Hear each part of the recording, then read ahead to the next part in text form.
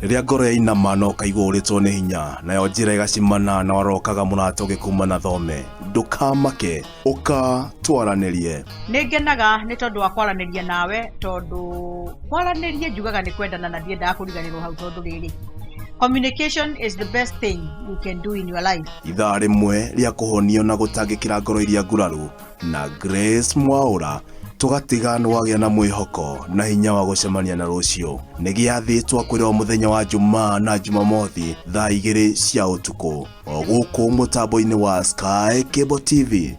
Uyu ni mwago witu.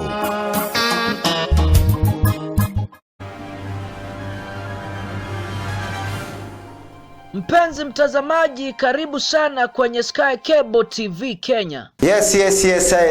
Rose the praiser. Kabisa. Ni muthenya ungi mwega. Mwathani atuhe. Twacemania guku. Kama dawa. Sky Cable TV Kenya is a go-to channel for a message of hope and encouragement. Yes, the gospel is the power of God that worketh salvation. Injili ndio nguvu za Mungu ziletao wokovu kwa kila mwanadamu.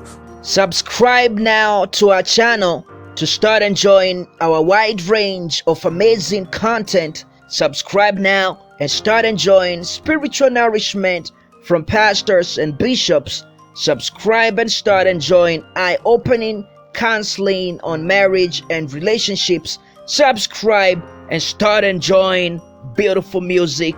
Subscribe and start enjoying some rib-cracking comedy and more. I'm confused a bit. You are confused. A bit. No, but you know him mwana cie Nairobi jigo acigeta hikia thaka yellow. Kogwa Mazde huyo yellow ameiva jo. Kile kioto biro. Kuweta na makonia. Ndio ndo style ya muhahi. Ndio muhahi ndetwithie turaigua ige Ona rĩrĩa worwo nĩ hinya kwĩ hĩndĩ ya kwehera na kwĩ hĩndĩ ĩtarĩ ya kwehera. Nĩnjũ na ũrahona na we ũtahonire hĩndĩ wengĩ ũmũthĩ nĩ ũkũhona tondũ Ngai akuo. Nĩ ndakũrire Jesu aitirwo thakame maita 7 nĩguo tũhonage. Accept that you are in that situation. Yes. Then look on the best way possible. The out jigare oto kuma thĩna-inĩ ũcio.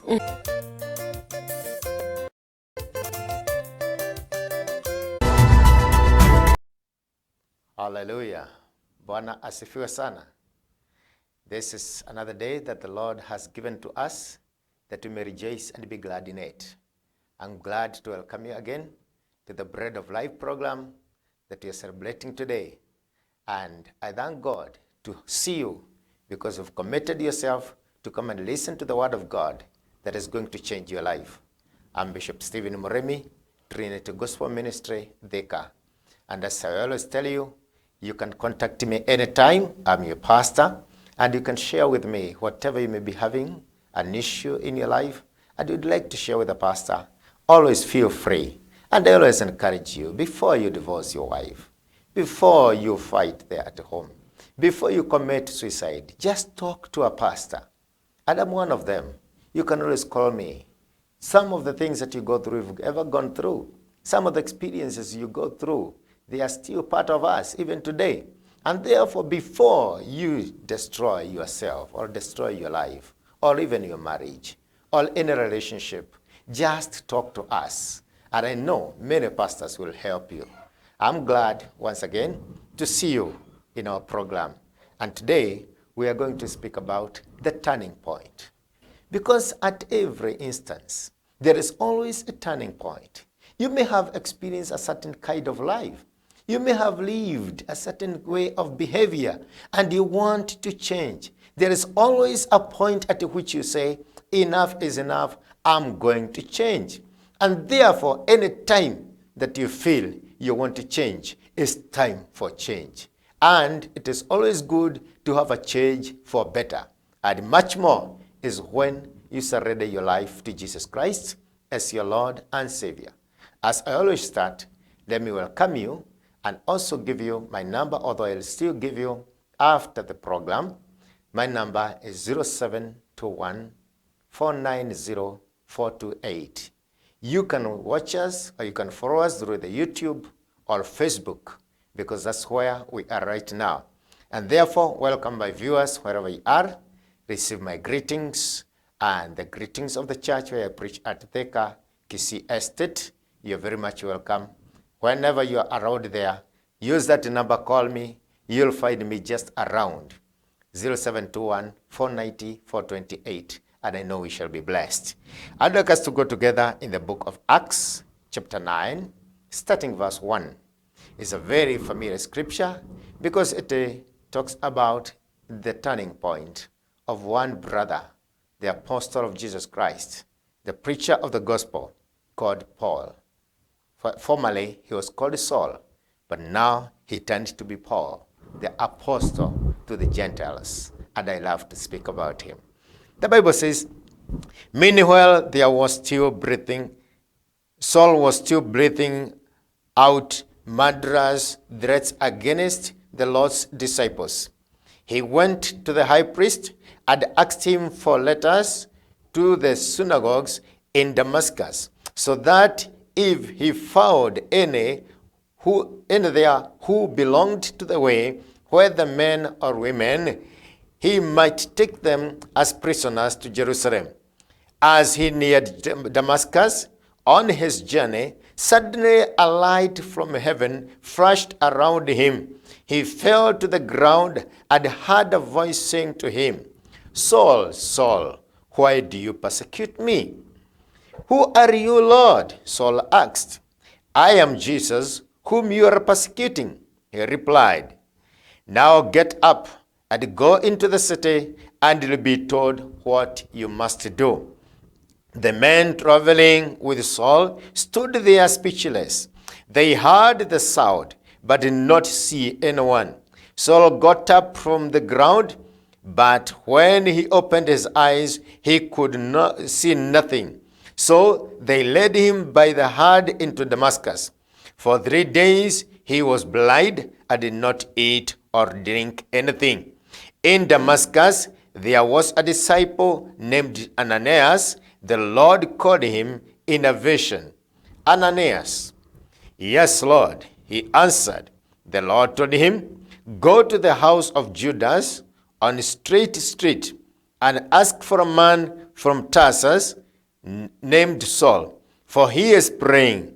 In a vision he has seen a man named Ananias come and place his hands on him to restore his sight. Lord, Ananias answered, I have heard many reports about this man and all the harm he has done to your saints in Jerusalem. And he has come here with authority from the chief priest to arrest all who call on your name. But the Lord said to Ananias, go. This man is my chosen instrument to carry my name before the Gentiles and their kings and before the people of Israel. I will show him how much he must suffer for my name. Then Ananias went to the house and entered it. Placing his hands on Saul, he said, Brother Saul, the Lord Jesus, who appeared to you on your road as you were coming here, has sent me so that you may see again, and be filled with the Holy Spirit. Immediately, something like scales fell from Saul's eyes, and he could see again. He got up and was baptized, and after taking some food, he regained his strength. Let's pray together. Gracious Father, in the name of Jesus Christ, I thank you for this great opportunity once again. It is always a privilege that you give us a chance to hear your word. And I pray today for every viewer, for every listener, wherever they may be, let your word enlighten their lives. Let your word illuminate their heart, illuminate their life, so that they may understand your will concerning their lives. I thank you because every time we hear your word, this is the bread of life that will change our lives. And I pray, just as you gave thy son Jesus Christ to die for us, he became the bread of life. He became the bread by which any man can live. I pray that the same life may flow to the eyes and the heart of my viewers. In Jesus' name, Father, we pray. Amen. I thank you once again for this time that you spared to hear the word of God. God has a message for you, and the message of God is your bread of life. The message of God is what he has purposed for you. The message of God is what he intended you to follow so that your life may be changed for better. Each day, God expects you to change for better. And therefore, every time the word of God is being spoken, I would request you, take your time and listen to the word of God, and I know you will be blessed. The turning point. At every time in life, you've ever had a chance to make some decisions. Some decisions are very tough. Sometimes they are very difficult. Sometimes it's risk-taking. Every time you wake up in the morning, you make a decision. Am I going out or am I going to stay in? I've just called a friend, and the friend was telling me, I'm still on my bed. I asked that person, why should you be in bed at this time? Kaniambia, sina kibarua. I have nowhere to report. I have no job to do. I asked that person, why don't you get out and look for something to do? There is always something for you to do to change the state. And that is what we are going to talk about today. I'll take you back to the long history of the children of Israel. The Bible tells me that when, after the flood, men went to build the Tower of Babel and God scattered them. According to their tongues, they were scattered all over. He divided their tongues, and each people went on their way. But in the process of time, he still thought about man. Already he has destroyed man through the flood. But even the generation that is coming has already started turning away from him. Instead of scattering all over the world, they have decided to build a tower that will bring them together. And that's why God scattered their tongues, so that they may not remain together. He has always wanted the man to occupy the whole world and to control the whole world. Remember, he told Adam that he should rule over the earth. He should have the authority over all the creatures. And therefore, the intention of God is that man may occupy the earth in totality and be in control. Now, when at the Tower of Babel they agree that they should build a tower that will reach to the heaven instead of scattering to the world, God could not stand that. So he scattered them. And therefore, after some time, he decided to look for a man that he can work with. Because every time he has seen the heart of man is lost. So he called Abraham, who was from the land of the Chaldeans, a worshiper of other idols like anybody else, and God separated him from them. And he told him, come, I will take you to a land that I will show you. He did not give him the direction. He just told him, obey, come out. And Abraham came out. And when he got out of his people, God gave him a promise. I'll give you a lad. I'll make your name great. I'll give you a great descendant. And you'll become a father of great nation. And that nation became the nation of Israel. And the nation of Israel was entrusted the blessings to the world. But the problem is, every time they were supposed to come and gather and be able to become a blessing, they failed God. They kept falling away. They kept turning from him. They came to the time of the judges. Every time they were turning away from him. He raises a judge who will save them. Then, once that judge dies, they go back to their sins. He gives them over to their enemies for a period of 350 years. That was the kind of the life they were living, a seesaw kind of life. When they are up with God is when there is a prophet. Then he falls down to the grave, and they also go down to their sinful way of life. And for that time, there came a time when God could not study them. He even scattered them to Assyria, the whole Israel. And then he took Judah and he took them to Babylon. And then even after that time, he still sought for them. He could not break his covenant to Abraham. He could not break his covenant to David. He still brought them back. Even when he brought them back, and they restored themselves, they rebuilt the temple, they rebuilt the wall through Nehemiah, they came and repaired the walls and everything, they still fell away. And they gave up on them.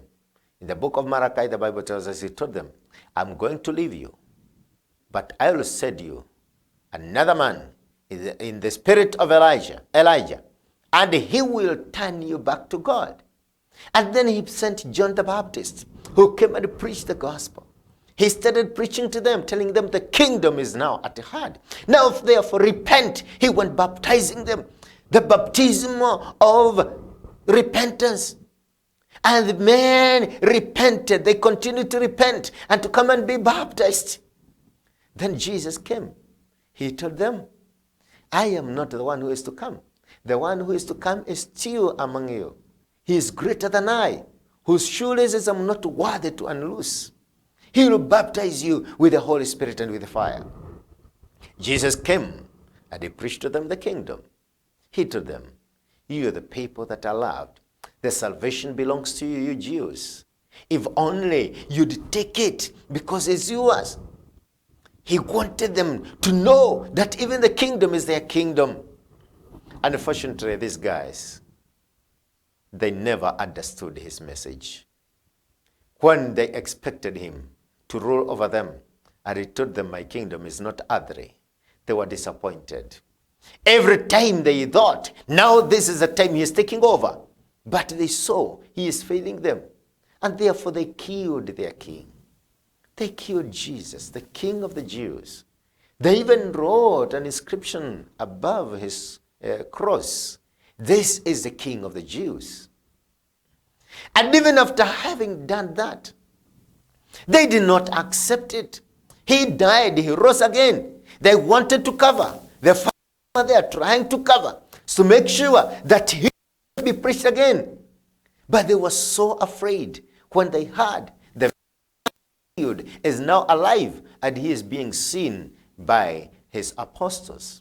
They gathered together, and when he was ascending up to heaven, he had already told them, I'll not leave you as orphans. I'll come back to you. I go to the Father, and we shall send you the Holy Spirit. Therefore, at his time of ascension, he told them, stay in Jerusalem until you are endued with power. For you will receive power when the Holy Spirit comes upon you, and you'll be witnesses in Jerusalem, Judea, Samaria, and even to the entire world. But these guys, even after being filled of the Holy Spirit, they decided to remain in Jerusalem until God had to use another method to scatter them abroad. They were given a great man called Stephen, who preached to them, and they killed him. When they killed him, I think at that point, God kind of gave up on them. When they were scattered all over, they just went to the lost sheep of Israel. They were going on to preach to the Jews. And therefore the Gentiles, who God intended will benefit from the Jews directly, the direct mission of the Jews will benefit the Gentiles, were still left in the dark. And therefore, God decided to introduce a new program. And this new program now could not be brought by Peter, because Peter had a problem. From the day he heard that Jesus was going to die, he started opposing the idea. And therefore, when Jesus died and rose again, Peter was not preaching the benefits of the crucifixion. He was preaching the guilt of the murderers. He told them, this Jesus whom you killed has become the chief cornerstone. This Jesus whom you killed, by power we are performing these miracles. This Jesus whom you rejected has been raised from the dead. Every time he was speaking about the Jesus they killed, the Jesus he loved, he always wanted to condemn them. And that man could not see any benefit of the kingdom, of the crucifixion. And therefore, at this time, when they were killing Stephen, there was another zealous guy called Saul. Saul was a very learned man. Theologically, he was correct. The laws of the Jews, he was an expert. He was a great man. And therefore, he was so zealous, especially when he realized that this Jesus he is speaking about was not a good keeper of the laws. He was so zealous, and he became very active to destroy the so-called people of the way. At that time, they were not actually even recognized as church, but the people of the way. And therefore, he was breathing fire.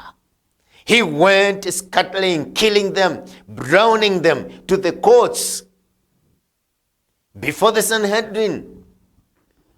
And therefore, he even went and obtained a letter. When he discovered that they've been scattered all over, he obtained letters now to go all over, even to Damascus, so that he may bring them at a bondage and bring them back to Jerusalem. And at that point, something was happening. Remember, he saw how Stephen died. And I believe this zeal that he had inherited it from Stephen. And he saw, if Stephen can die for his faith in such a zeal, then I can also die for my faith. And when he was going to Damascus, God on the other side was admiring the zeal of this man. Because God likes zealous people. God does not work with lazy people. That's why he goes to Abraham, the rich man, a businessman who knew how to take care of animals.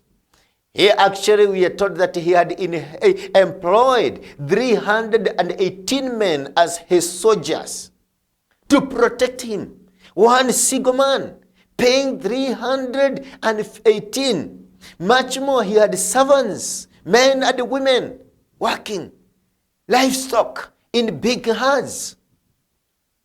He was a rich man. That's why God chose such a man.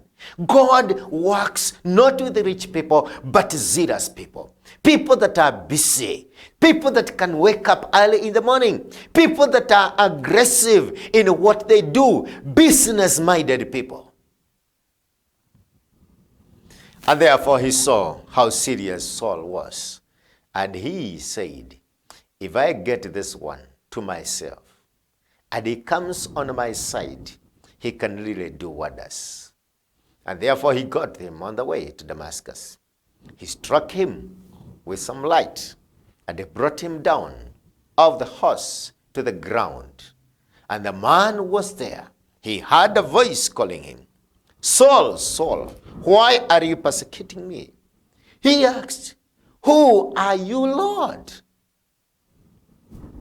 How did Saul know that this is the Lord? And he told him, I am Jesus whom you are persecuting. Now go up and go into the city, and you'll be told what you must do. And Saul woke up. He had some guys around him. They only heard the voice. They never saw any vision. He is the only person who saw the vision. And when he was waking up, he was blind. He was blind already. He could not see. And therefore, when he was trying to find his way, the guys held him.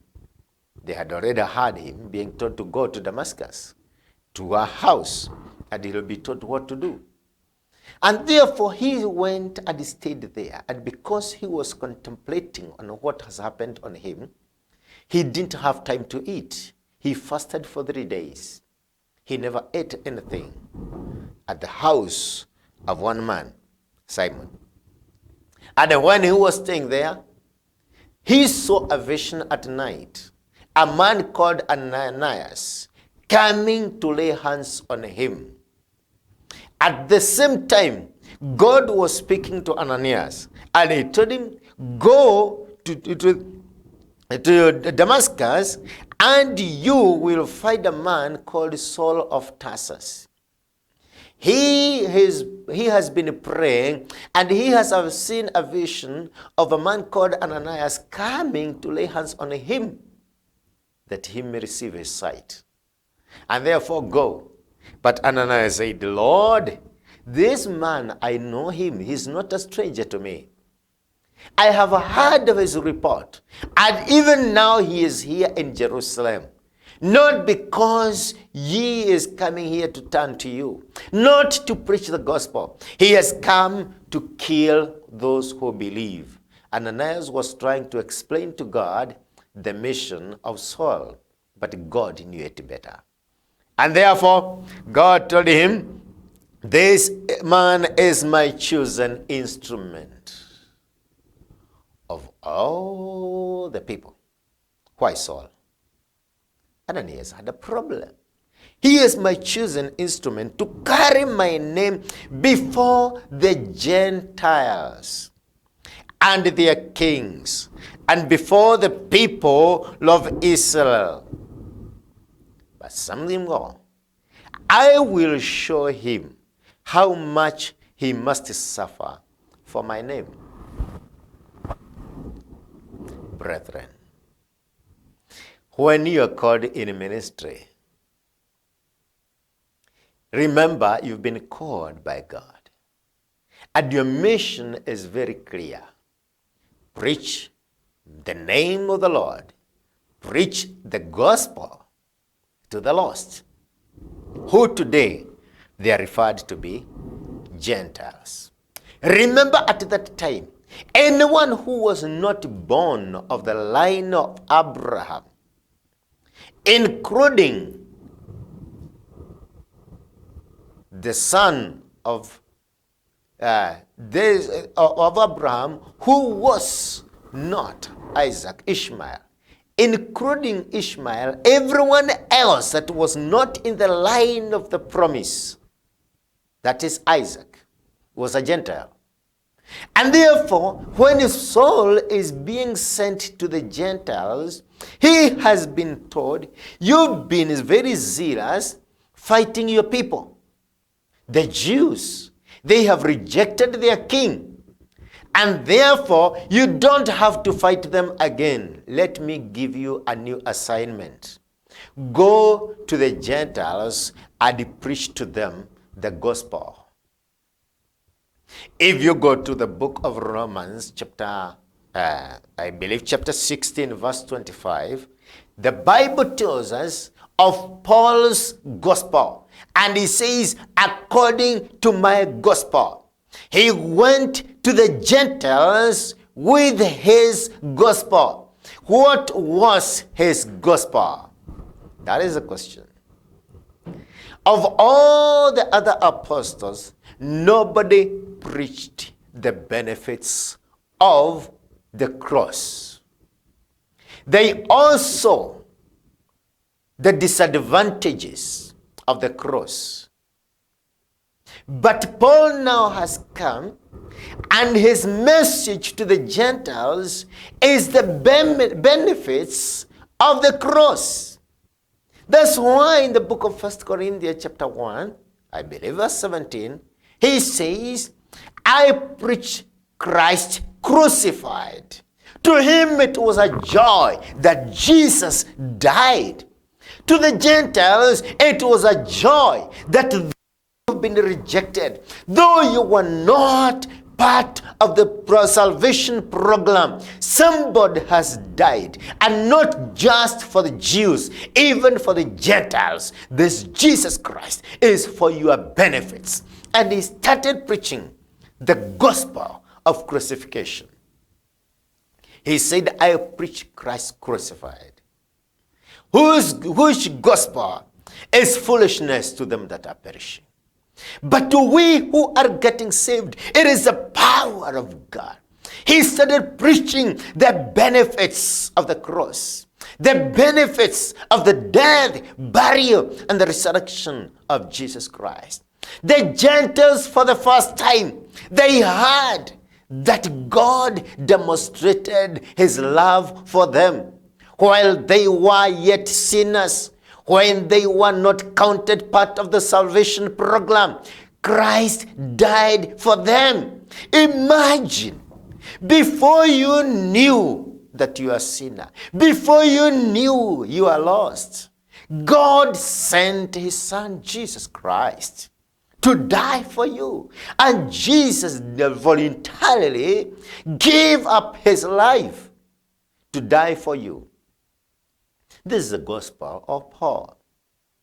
For it now to become effective, now that the Jews have rejected their king and they have killed him, God had also to include them in this program of salvation.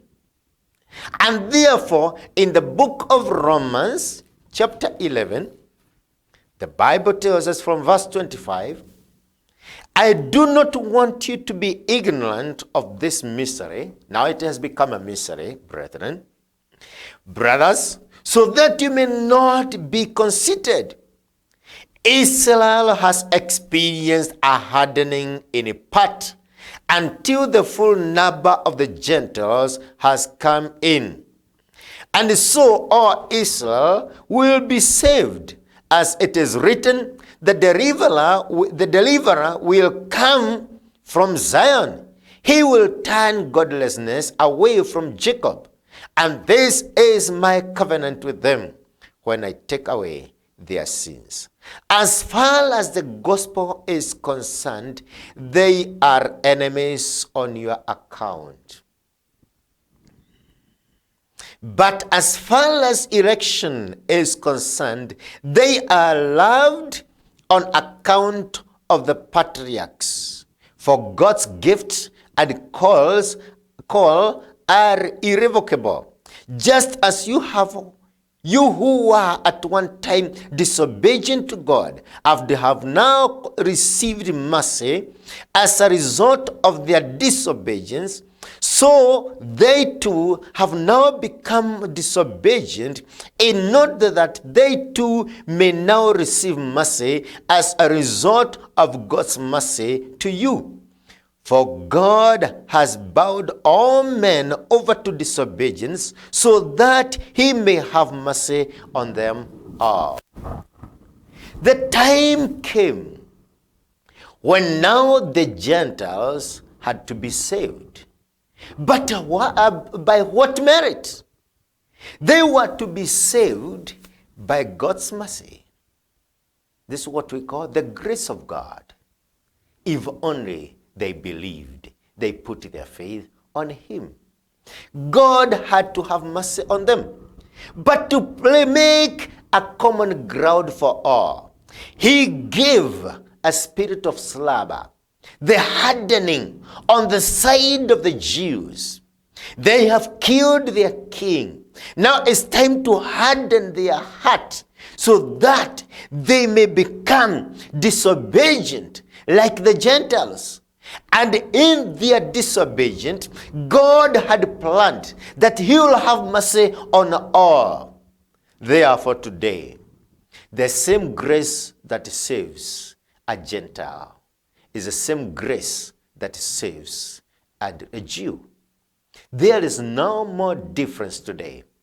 The wall that was dividing the Jews and other tribes, which was the law and its ordinances, have been broken. Ephesians 2.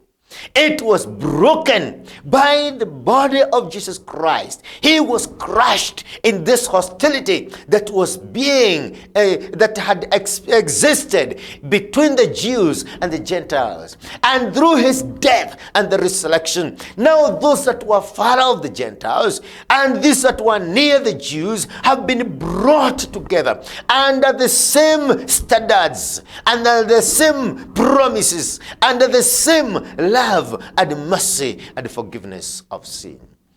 And a Jew henceforth who was to be saved had to believe the gospel that Jesus died for him. He had to change his attitude.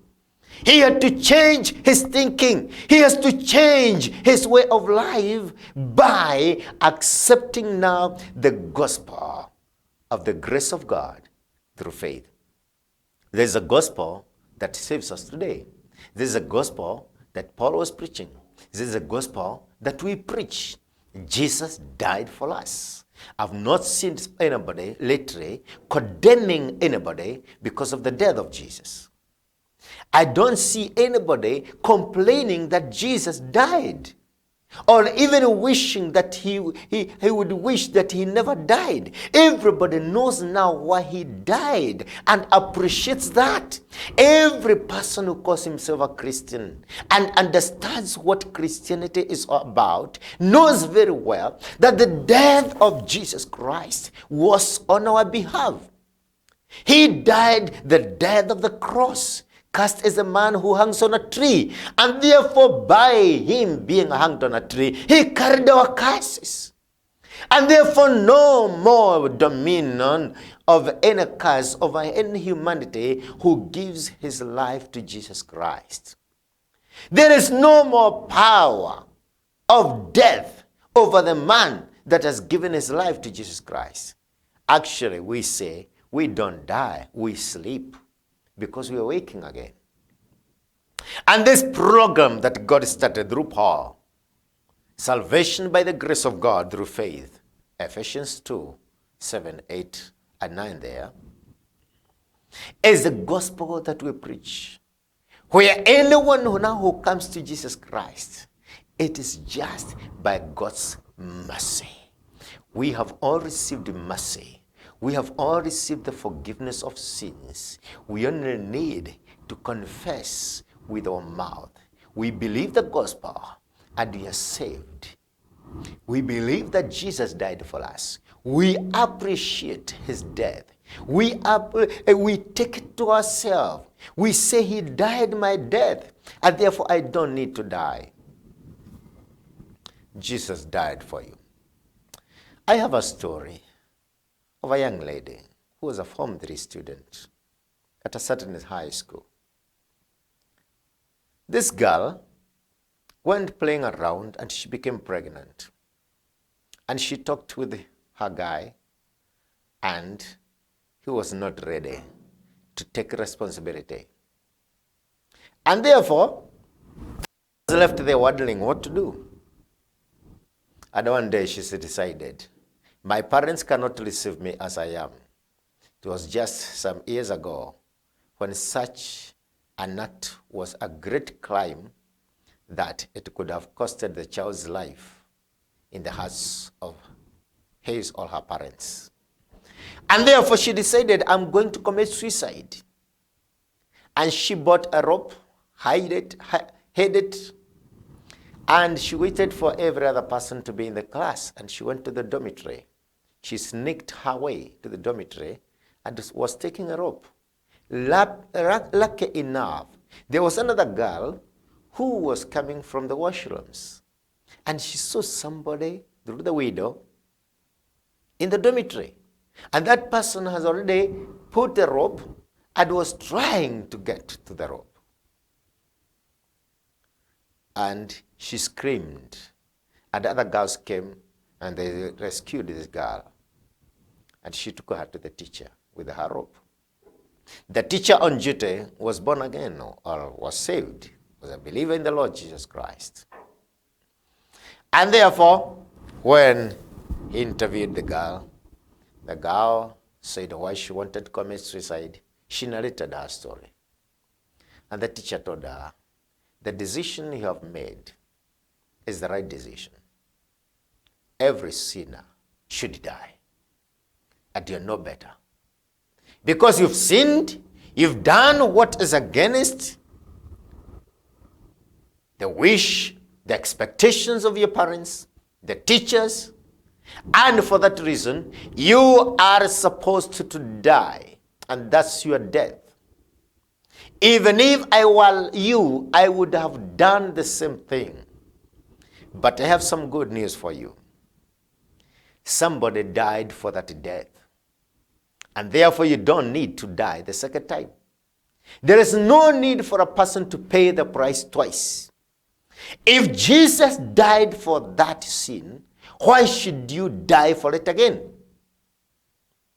And the girl, for the first time, she saw the gospel in a different way. Today, I would like you to see that gospel in a different way. You want to commit suicide just because life is hard for you. It has been hard for everybody, but not everyone has decided to commit suicide. And some have ever decided, and they did not succeed. Why? Because they realized there is no need of paying the price twice. I have a loan somewhere. If somebody goes and pays for that loan, can I go to the bank and tell them I must pay my loan even if that person paid, I didn't send him, and therefore I want to clear my loan on my way? Can I do that? If Jesus died for your sin, why do you want to be caught up in that sinful life and die a sinner when Jesus paid your price at the cross? As we continue, the Jews' hearts have been hardened so that they may be counted disobedient, just as we, so that you may have a flat ground from which God is going to raise a people for himself. Now, anyone who believes in the Lord Jesus Christ have been united with Jesus Christ in a very unique union called the body and the head. All other times in the history of the Bible, there has never come to a time when man was so close to God. The union was so close that man became the body and Jesus the head. You can't separate the head from the body. And that's why the previous message, we were talking of how husbands should love their wives and give themselves over for them, just as Christ loved the church and gave himself over for it. Jesus died on the cross to purchase the church. And that church that he purchased at the cross, not at the time of Abraham, not at the time of John the Baptist, at the cross, the gospel of the death, burial, and resurrection of Jesus Christ. That church that he was purchasing is the one that is called the body of Jesus Christ. And this program was a program that was started by the preaching of Paul. And it will continue until the day of the rapture. When the day of rapture comes, then God's program for the Jews will come again. And then he will take the Jews to the millennium after 7 years of great persecution. He'll take them safely to the millennium and he'll reign with them and they'll have their king. Bwana asifiwe sana. Brethren, we are privileged at this time. We are privileged to have Jesus Christ as our Lord. We are privileged to have Paul, who was entrusted the mystery of salvation. Mentioned in Ephesians chapter 3. This mystery was that now the Gentiles that were far off have been brought in here, and together with the Jews, they can partake in the same body of Jesus Christ. And we've all been baptized into that body by the Spirit. Where the Spirit in us cries, Abba, Father. Because we've been united with Jesus Christ, we have become one body. Anyone who believes in the Lord Jesus Christ, who died for our sins, him that was crucified when we didn't know him. In fact, he came to reveal to us that even before the foundation of the world, God had already chosen us. That is Ephesians chapter 1. He chose us in him before the creation of the world. And at the appointed time, Romans 8, those he foreknew, he called. And those he called, he justified. He declared them righteous. And those he justified, he predestinated. And those he predestinated, he glorified. What can you say about this thing? If Jesus is for us, who can be against us? I come to tell you, my dear friend, who has not appropriated your life to Jesus Christ. You have not given yourself to Jesus Christ. You have not given up your own way of life. You have not given up that life of sin. There is an opportunity for you when the grace of God is still sufficient for you. The grace of God is able to save to the uttermost those that comes to God. The grace of God is sufficient to save you from every kind of sin. If only you can give your life to Jesus Christ. He is willing to save you. You don't have to die. Don't think of killing your friends. Don't think of killing your family. Give your life to Jesus Christ and you'll have peace. The Bible tells us, being justified by faith, we have peace with God. When we are justified, just as Eve had never sinned, when you've been declared righteous before God, not by our own merits, but by the grace of God, we get born again. We are transformed. We are given this new life in Christ Jesus. It is no longer we who live, it's Christ who lives in us. That's why even in the midst of calamities, even in the midst of difficulties, even in the midst of the desert, we have the joy of the Lord, because the Spirit that baptized us into the body of Jesus is in us. And he is the down payment, the deposit for guaranteeing us the inheritance that is to come. The spiritual blessings promised, Ephesians 1.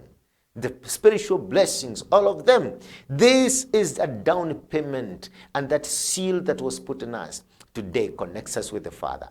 We can cry to the Father today. He is able to save. He is able to change your life. You only need to surrender to him. If today you call upon his name, he'll save you. It doesn't matter what you've gone through. You don't have to die to pay for your sin. You don't have to wait after the rapture so that you may go through great tribulation, so that you may suffer, so that you may gain your salvation. You don't have to be persecuted in that time, in case the rapture comes today or tomorrow. You don't have to wait for the great tribulation in the 7 years that are to come, that is dividing the rapture and the millennial kingdom. You don't have to suffer. You only need to surrender to Jesus Christ. He loves you so much. He loved me some years ago. And he loves you so much. He can change your life. Today I'd like to pray with you. And I'd like you to allow Jesus Christ to reign in your life. Just invite him today. I'm ready to pray with you. You can repeat this prayer after me. Lord Jesus, I give myself over to you. I surrender my life to you. Be my Lord and my Savior. You died on the cross for me, that I may live righteous before you. You paid my price. I don't have to pay it again. I surrender. I believe in your death, burial, and resurrection. And therefore I surrender to you as my Lord and my Savior. If you've prayed that prayer with a heart of commitment to God, you're born again. Just do 5 things. 1, take your Bible, read your Bible every day. Pray Pray and trust God every day. Tell your friends that have been born again. Visit the fellowship of believers and then join yourself to a church. Make your friend with the believers. Talk to people that you know in your area that they are serious with their God. The people that will tell you, like in the book of Psalms 122, let us go to the house of God. Your enemies and the close friends you had in the past, tell them from today you are born again. They can join you where you are, but you cannot go back where they are. And allow the Holy Spirit to begin to establish you to the purpose of God. In Jesus' name. I want us to pray. Gracious Redeemer, I honor your name for this great opportunity to share your word. I know somebody somewhere has heard your word and is believing in the power of this gospel. This Jesus that died for us, this Jesus who paid the price for us.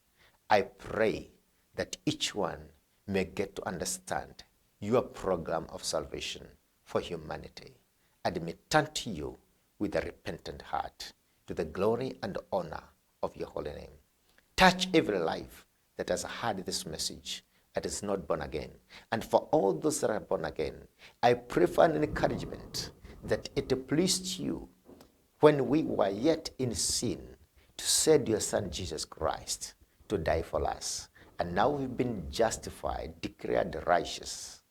And there's therefore now no condemnation to those that are in Christ Jesus. I bless your name for this encouragement. I honor you. In Jesus' name, Father, I pray. Once again, I'd like to thank you for going through with me. I still encourage you. Have my number in case you need any help. 0721 490 428. Call me anytime. I only advise you, not please call me, and not just a flash. Just call. When you call me, if you have an Airtel line, I can always call you by that Airtel line. I can give it to you. But for the time being, have that number, talk with me, use me, I'm your servant, as I told you the other day. And any other pastor is your servant. We are working under our chief shepherd, Jesus Christ. And therefore, you can talk to us. You don't have to commit suicide. You don't have to kill yourself. You don't have to suffer. You don't have to suffer alone. You don't have to mess up your life. You don't have to turn to drugs. When we're here, we can always talk. And sometimes you'll be surprised to know that we've gone through greater things than what you're going through. We've suffered more than you, but we're here smiling, rejoicing because of what Jesus did.